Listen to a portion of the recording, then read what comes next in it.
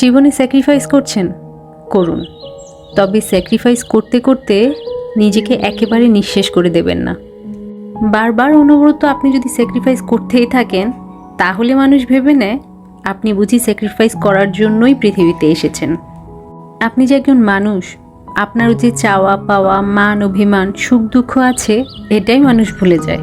তারা ভাবে আপনার মূল্য না দিলেও চলে। ধূপ জ্বলতে জ্বলতে নিঃশেষ হয়ে গেলে পোড়া কাঠিটা কে যত্ন করে রাখে? যতক্ষণ সুগন্ধি ছড়ায় ততক্ষণই তার দাম। ফুরিয়ে গেলে বরং নতুন ধূপ এনে সেটা জ্বালায়। একটু ভাবুন তো, এই জীবনে যার জন্য এতটা করলেন, সেও কিন্তু তার স্বার্থ অনুযায়ী চলছে, অনেক সময় কেটে পড়েছে। তার থেকে কি বিরাট কিছু আশা করেছিলেন?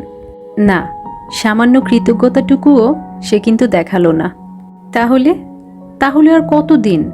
এবার নিজের কথা একটু ভাবুন। নিজের দাম নিজে না দিলে অন্য কেউ আপনাকে সত্যিই দাম দেবে ভাবছেন?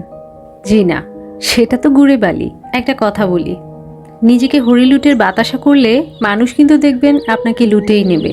আজ থেকে নিজের জন্য একটু করে ভাবুন আর নিজেকে কিছুটা হলেও বদলান। দেখবেন আপনি সত্যিই ভালো আছেন। নিজেকে ভালো রাখাটা নিজের অধিকারের মধ্যেই তো পড়ে। আপনি ভালো থাকলে তবেই তো অন্যকে ভালো রাখতে পারবেন। ভালো থাকবেন সবাই, নিজেকে ভালো রাখবেন।